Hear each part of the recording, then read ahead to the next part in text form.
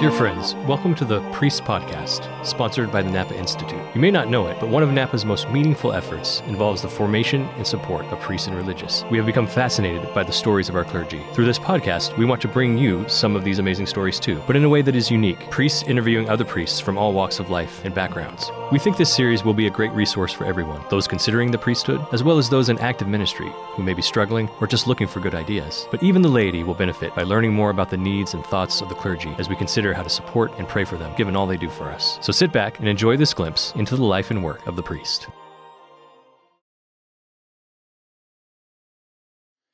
Hello, everyone. This is Father John LoCoco, today's host for the Shepherd's Circle Priest Podcast, produced by the Napa Institute. I'm very pleased to welcome to our podcast Father Michael Friedel, priest of the Diocese of Springfield in Illinois, currently serving as pastor of Blessed Sacrament in Springfield. He was ordained in 2017 and since then has served in a number of assignments, both as parochial vicar, associate vocation director, and chaplain of a high school, and also spent some time helping out as chaplain at a private university. We're so excited to have him here with us today to speak about his experiences as a priest. Father Friedel, welcome to the Shepherd's Circle podcast. Thank you very much. Good to be here. Now, at the outset, full disclosure, I have great respect for Father Friedel, not only because of his priestly ministry, but because of one of his hobbies, one which I desperately try to increase in skill at, and one which I know he's quite proficient in. Father Friedel, do you not also enjoy bird watching? I do enjoy bird watching. How do you know that? I think I knew that because I think I saw you at maybe a Sikh conference and it came up randomly. I've had this friend of mine who's this like avid birder. And when I started doing a canon law degree in DC, he's like, oh, you're in a whole new region. You're going to find all these great birds. And I was like, okay. And he was right. You know, I was able to find some of them, but I find it like, it's almost like how golf is frustrating and exhilarating. I find that the same with birding. How did you just sort of like get into that? Oh gosh. I started bird watching with my family probably when I was like 12. My dad got really into it, mostly backyard birds. And then we describe it as a sort of slow obsession. That our family just kind of became hooked, and it was a good way to get out in nature and especially to spend time as a family together. That's not usually most people's experience with bird watching. It's usually a solo sport, but for our family, it was just something we kind of all threw ourselves into. So I'm kind of laughing. It's like, listen to this priest podcast. By the way, we love birding. We're very normal. Yeah, totally a normal hobby. Yeah, absolutely. It's like in line with like sourdough, you know, people like run marathons, sourdough. It's like, I find more people are kind of getting into it because I actually think apps make it pretty easy for people to start identifying sounds and birds. So, but I digress with no real transition. I was really honored to have been able to overlap in seminary formation with you. Really grateful for a few of the priests in your diocese and just sort of the influence they've had in my life. But just taking a step back a little bit, where did your sort of journey of discernment begin? Can you just share a little bit about your background and upbringing, kind of how you grew up in the faith and what led you to that discernment? Absolutely. So I was actually born and raised in East Alton, Illinois, which is right across the river from St. Louis, Missouri, and went to a Catholic grade school, St. Kevin in East Alton. I know, yeah, most people have not heard of. There's a St. Kevin? Yes. It's like an anglicization of some Irish saint. I don't know which one, so I apologize for that. But there is a real St. Kevin. I have confirmed that. So yeah, I went to grade school there. My family, I would say, was pretty average Catholic. Went to Sunday Mass. There was a time we kind of fell away. My grandma was the one that really prevailed upon my father to make sure he was taking us to church on Sunday, if that's, you know, especially since he was bothering to send us to a Catholic school. But pretty average, I would say, experience as a child. Went to Catholic high school. My brother and I were very blessed to be able to have my parents offer that opportunity. But my dad was very clear: if you want a Catholic education, you can go to the Catholic school, but that means pursuing that with all of our hearts and minds, or we could go to the public school, essentially for free. So my brother and I definitely had it at the fore of our minds that if we went to the Catholic school, we had to apply ourselves. And one of the things that happened was I found friends that actually, I would say, supported me in the faith. I found people in my class that actually cared about religion, and I had never really experienced that before. It was, if I cared about it, it was always kind of in private. And so to have that experience was really eye-opening. So that was kind of the beginnings of what I would call my really like taking the faith on personally. Was that a diocesan school, or was there a religious community that ran it? It used to be an Ursuline high school, but it's essentially diocesan now. Yeah. Were there priests there, like a chaplain or a teacher that you had, that, like any sort of, or any teacher, I guess, at all, not just a cleric that like stood out to you in a particular way of communicating the faith, not just friends? Yeah, I remember my freshman theology teacher. She was also the campus minister. And I remember her standing up one time in class and basically saying, I can't teach you whatever I want in this theology classroom. There's actually mandates for me as a theology teacher about what I can teach you. And that's because I have to teach you what the Catholic Church believes, not just what I want. And I remember thinking, whoa, right? Like, I mean, it makes sense. Well, that's amazing. It's amazing. My freshman teacher for theology at Marquette University High School, it's a Jesuit school, was Mr. Saint Peter. and a similar sort of influences. Like, we dove into the Old Testament, and it was just fascinating to see somebody, I think, open up scripture like that. When you see people convicted, but on a level that's so like, it's normal, it's not performative, it's deeply affecting, I find. And so it's cool to hear that you had a similar experience. Yeah, she was definitely, she was just so good at being, she was a very maternal figure too. So she would have us into her office in the morning if we were in campus ministry as a group. There were a few of us that just hung out in her office, and she'd have breakfast foods for us, or she'd just kind of let us hang out before school. So she had a huge impact, both on myself and my brother. My brother actually went to seminary after high school.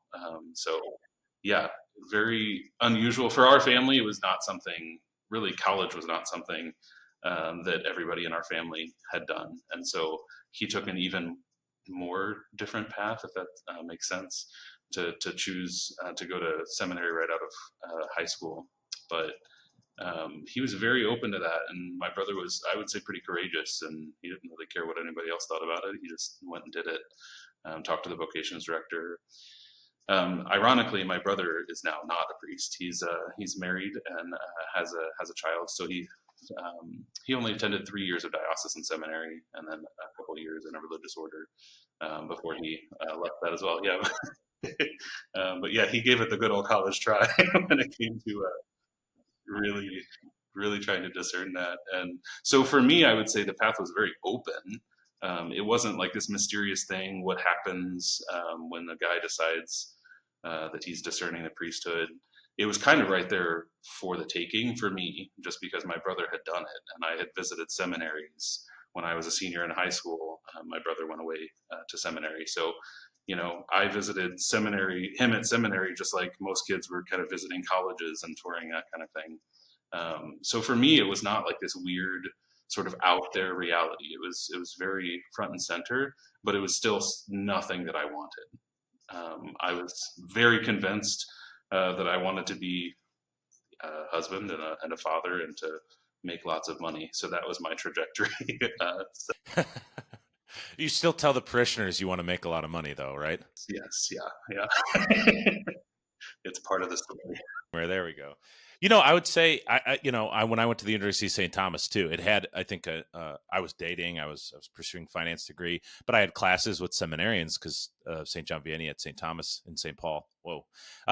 But just being close to them, you talk about that as an avenue of discernment. It's like you can see it, and now that discernment becomes real. It's not just like some thing that exists on a website. It's like, oh, I played volleyball with those guys when I visited my brother or something like that. So you didn't enter college seminary though. Where'd you go? No, so I really loved chemistry. I really loved math, and so I chose to go to the University of Illinois in Urbana-Champaign. Did a degree, 4-year degree in chemical engineering. So that was my path. Actually, I remember a funny story. My senior year, we moved my brother into his first year of college seminary, and the rector of the seminary, I believe it was at the time, it was a Benedictine seminary. And so one of the Benedictine monks walked over to me and he said, "Now, when will we be moving you in?" And I said, "Oh no, I want a wife and children." And he goes, "That's what they all say."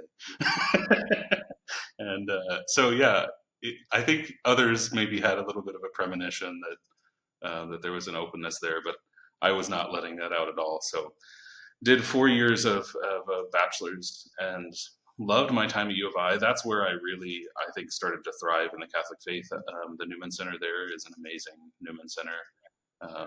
And there are just so many young people who were seeking God, and so many people who we were having theological conversations before any of us had to, right? Like we were, we were just so enthralled by this kind of deepening understanding of our faith that we wanted to talk about these things. So I had a lot of friends in the Newman Center there, and that's, I think, what really started me down the path of, I enjoy this.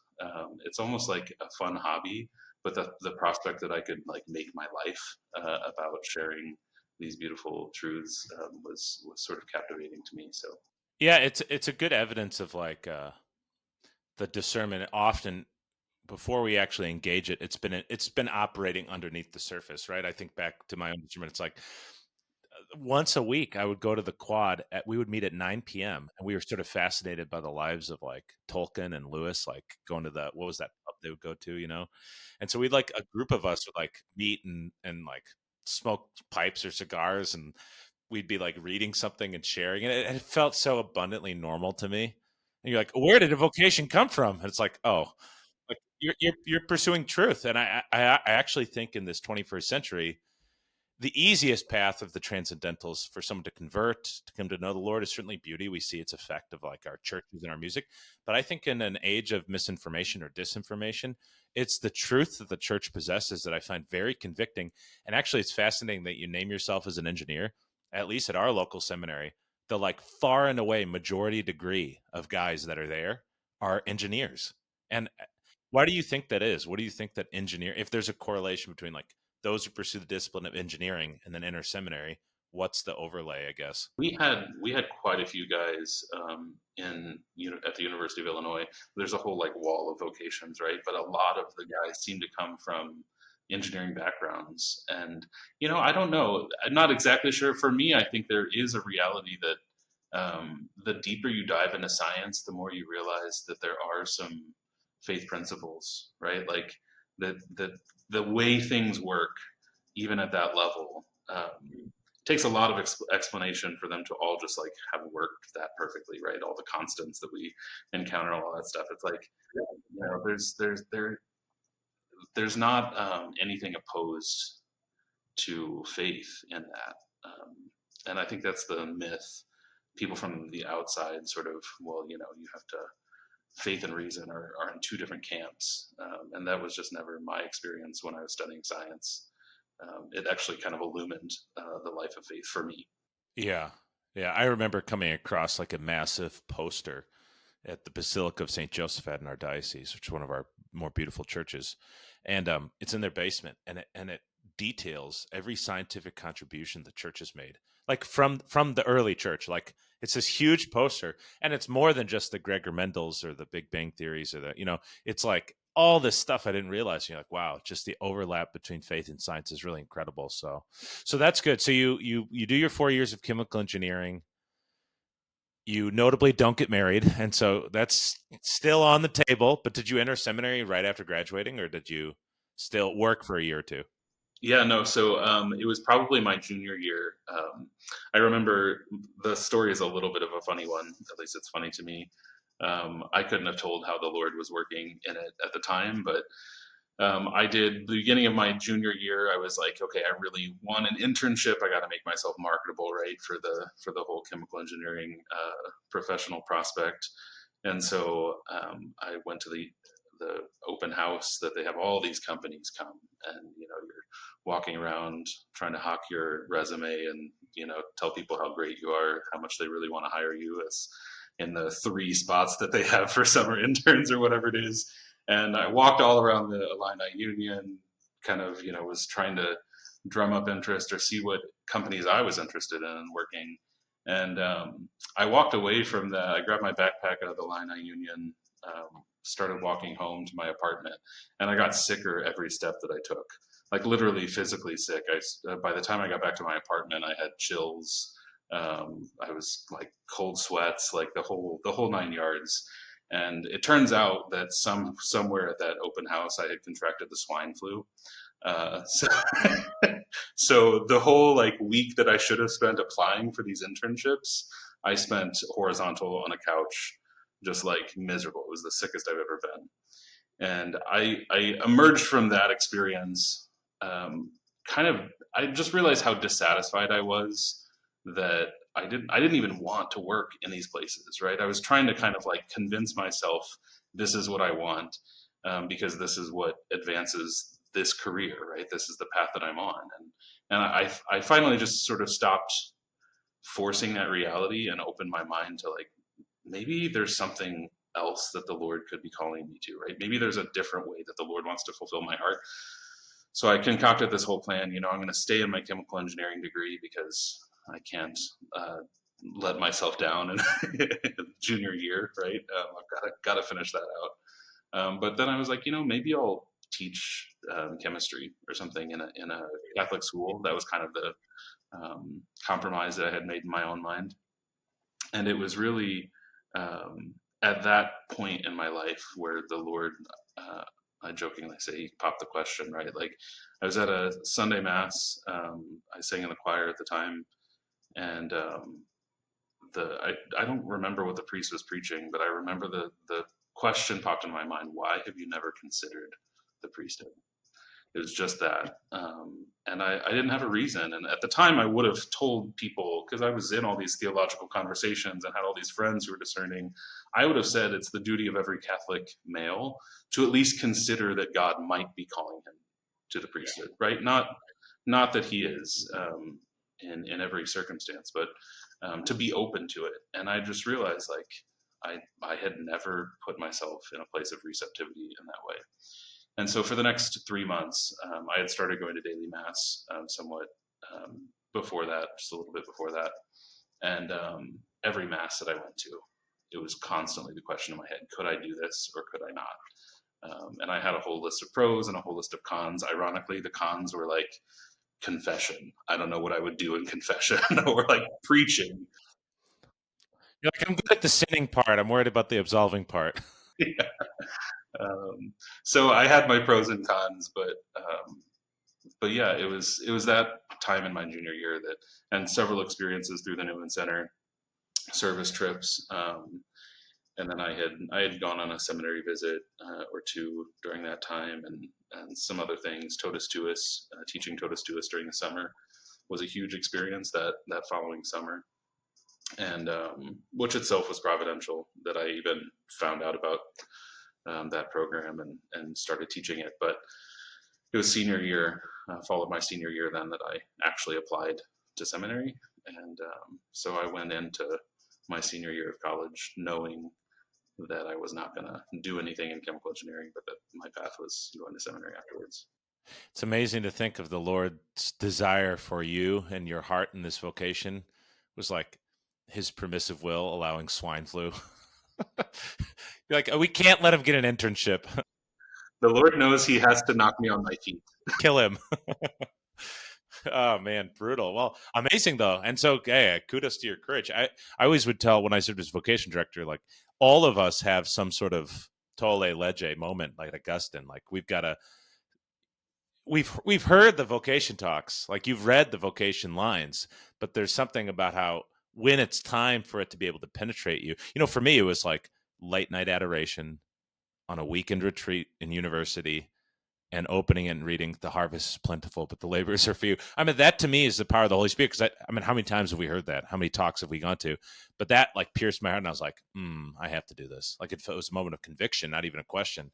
So you enter into seminary, and where then do they send you for philosophy studies?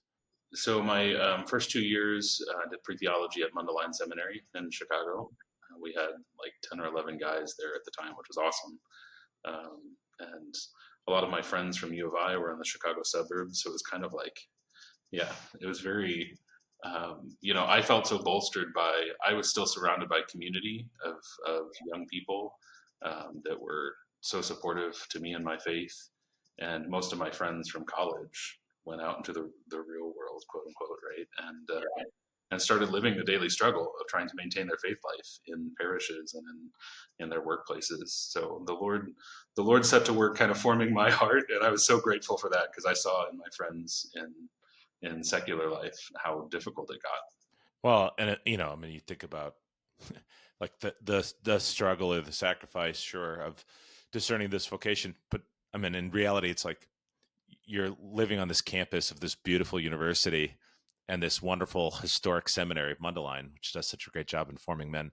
So it's like, yeah, I mean, oh my gosh, I got this Our Lady of the Lake, and I'm walking to philosophy class and thinking and asking these big questions. Meanwhile, your best friend is like taking the metro down to the Loop every day and going into his cubicle. I mean, you're right though. You identify sort of living in the world and living your faith is super hard. Just because I kind of want to sort of move to some questions about your ministry, because I think they're related to this. You go then and study theology in Rome.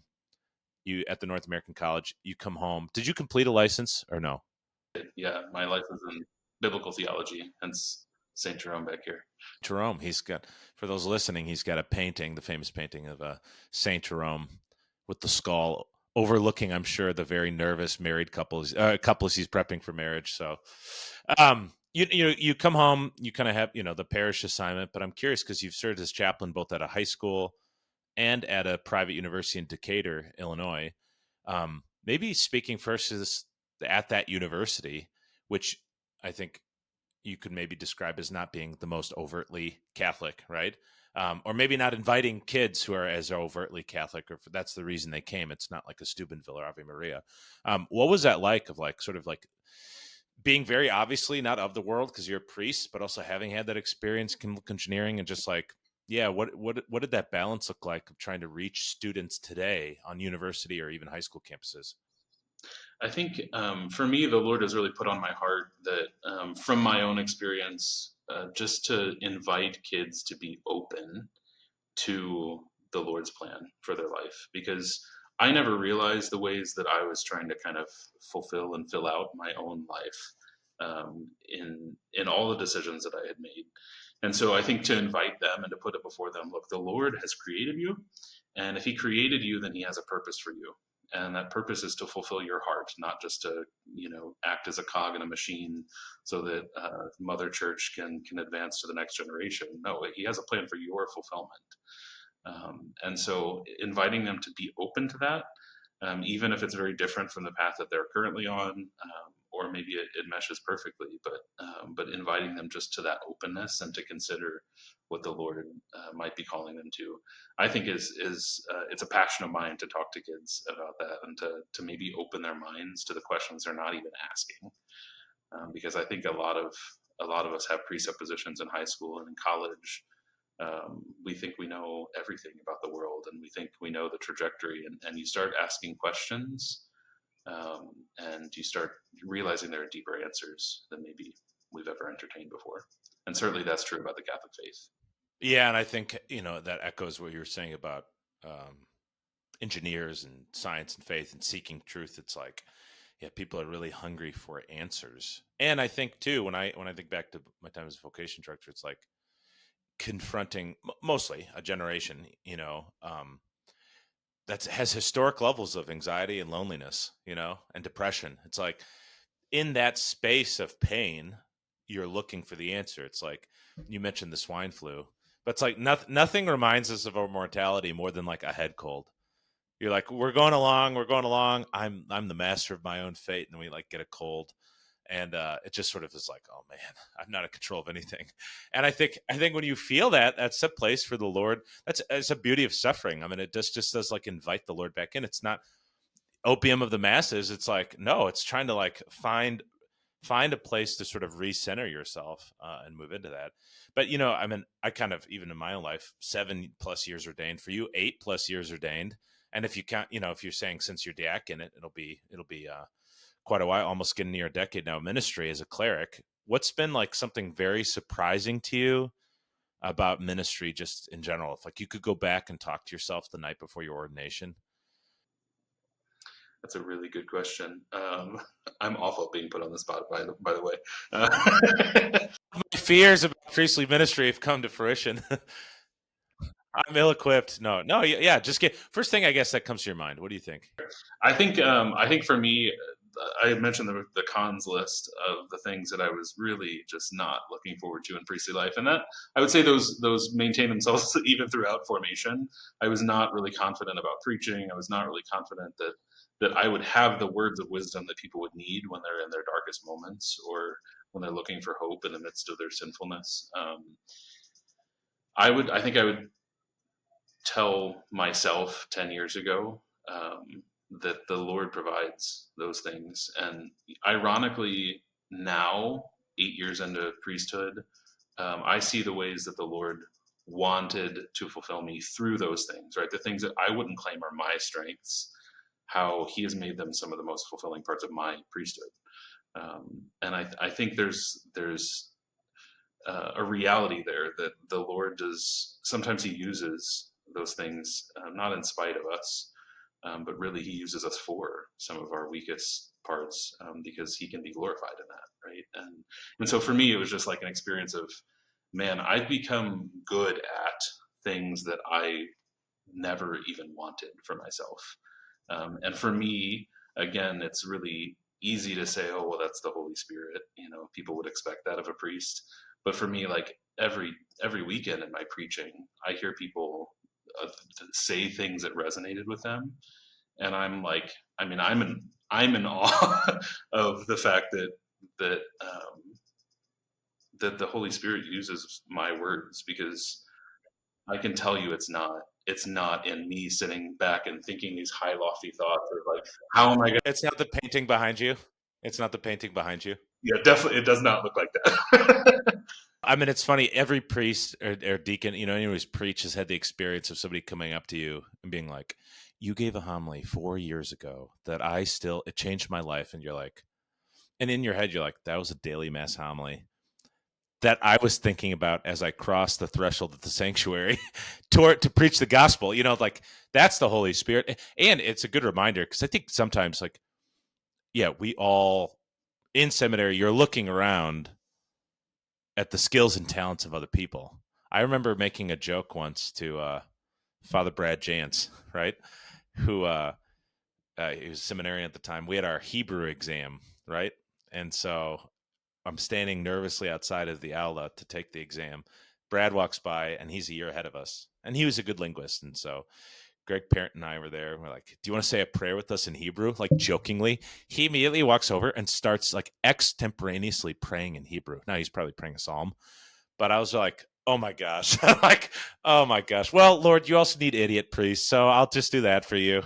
And so there's an element of that. But then you get into ministry and realize, no, actually, the Lord's invitation is like He called me, and all of my brokenness, all my earthen vessel. This is who He's called. This is who the people need. And I think it is like overwhelming in that sense. So yeah, look, see, put on the spot, you gave a great answer. See, you gave a great answer. Yeah, I mean, I think we can sit there and discernment and sort of look at all the things that we don't have, and that's the devil's ploy, because we don't realize all the things that we do bring, which at best is like our heart. That's what the people need. They need authenticity.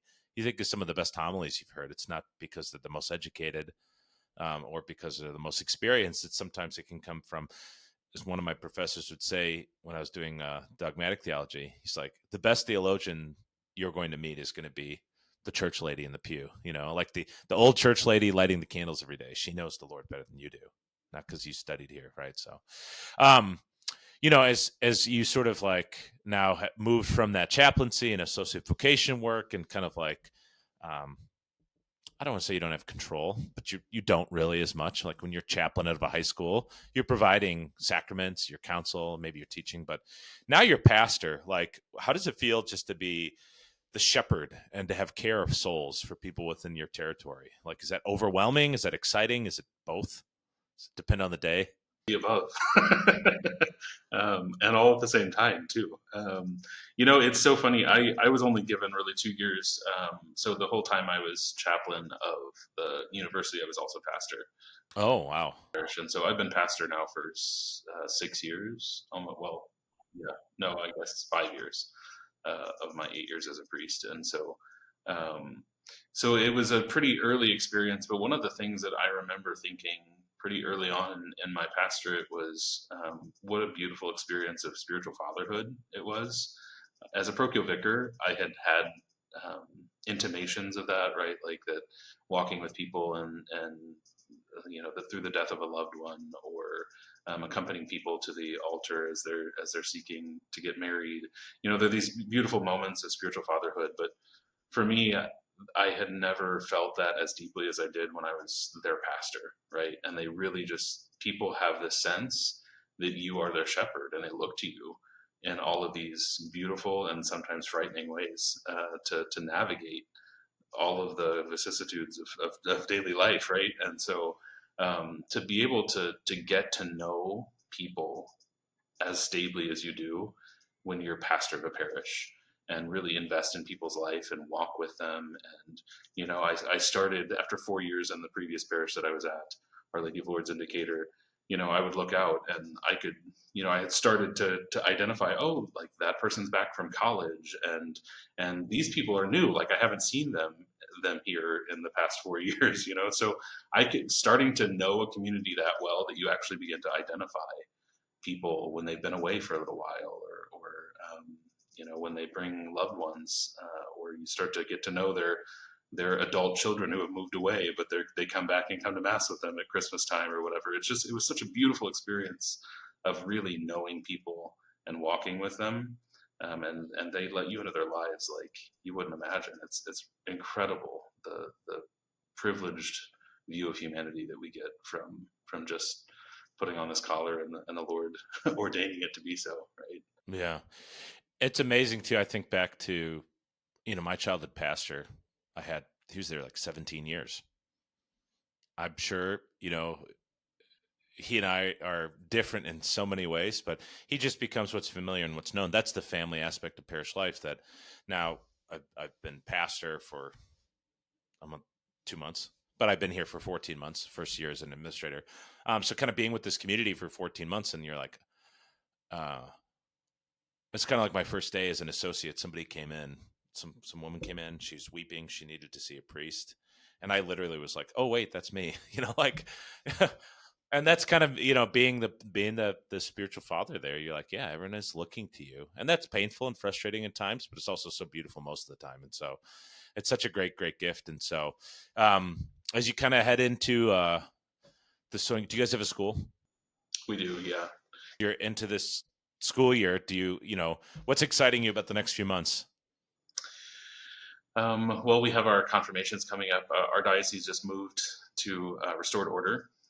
Well, not just. It's been a few years in the process, but we now confirm third graders, and in the same time, same mass, give them their first communion. So we've made it to where communion is, in fact, the culmination of the sacraments of initiation for them, and that every year there's a little bit of a pain for for parents.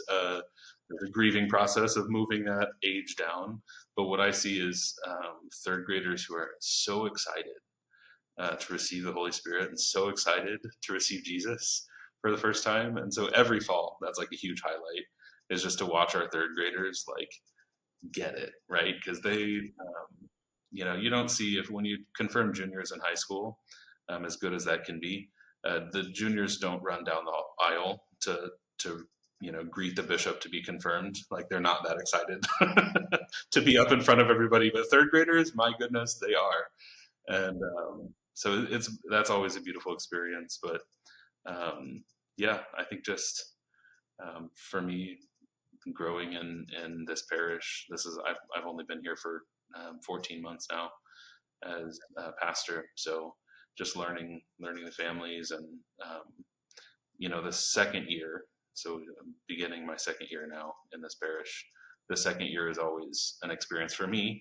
Of first year, you're just like learning everybody's names and who does what. There's a light bulb out over there. Who does that?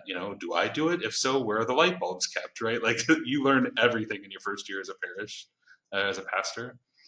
So second year is a chance to just settle in and get to know people better, and for them to get to know you better. So for me, that's kind of what's on the radar, is just growing in love with my parish. That's so awesome. Yeah. I mean, I think being on the same trajectory timeline wise with this pastorate, it's like, learn all that in the first. I'm still learning that. Literally this last weekend, I had somebody who was like texting me, a staff member, after the Sunday evening mass, being like, "Why is this door still unlocked?" And it's a fobbed door with electronic access. I was like, I have no idea. Why wouldn't it be unlocked? Should it be unlocked? And I like talked to my DAS. He's like, we leave that door open. That's the door the cleaning crew comes in at 10 p.m. And I'm like, I'm not in the school at 10 p.m. So I never occurred to me that's how they got in, and then they lock it and they leave it at midnight. So it's like, man, you're always learning something. So, well, it's great. It's so good. Just to catch up and to hear about how the Lord's been active in your ministry. Just like a last word of advice for someone who's maybe listening to this podcast because they're curious about priesthood, just advice for discernment and vocation. Yeah, I think one thing that I wish I took more seriously in my time in seminary formation is just getting to know the Lord. It's been an experience in my priesthood. I feel like I was pursuing the priesthood for many of the right reasons, but for me, there was such that academic pursuit, and there was the excitement of the vocation and everything. But what I didn't realize was happening subtly all along was just this growing relationship with the Lord. And looking back, I wish I was a little more attentive to that. It's amazing to me also that, when I was in college, I was prone to going to adoration just right before the daily mass that we had. And I had no idea what I was doing in adoration, like zero clue. I would sit there and I'm like, everybody else seems really content to be here. I know adoration's a good thing, but I have no idea what I'm doing. I don't know how to even talk to the Lord. But the Lord used that, right? Like unmistakably, he used that. Praying is not for experts. It's just about building a relationship with the Lord. So I wish I took that more seriously early on. But even to the extent that I did, the Lord just, it's a grace that he blew up in my heart, right? I would just say get serious about knowing the Lord and finding that place of communion with him. And if you have that, there's literally nothing in the world that can take that away. And that's like the most, I would say, empowering thing as a Christian, is just finding a living relationship with the Lord. Yeah, amen. On that note, I think we should wrap up. It's been a great opportunity to have Father Friedel with us here from the Diocese of Springfield, Illinois. He spoke about his priestly vocation, his life and work and discernment, and what's led him here to come to know the Lord. So it's so good to connect with you on that. Imagine what it'd be like if we had more priests like him with that same desire as well. That's why the Lord urges each of us, friends, to pray to the harvest master for more laborers for his harvest. So let's join in praying for our shepherds after Christ's heart, and encourage the young men who show signs of vocation to ask Christ in prayer whether he might be calling them to serve him, the church, and the world as his ordained priests. Please check back next week for an interview with another hardworking priest in the vineyard of the Lord. I'm Father John LoCoco. I've been delighted to be your host today on the Shepherd Circle podcast. Have a great day.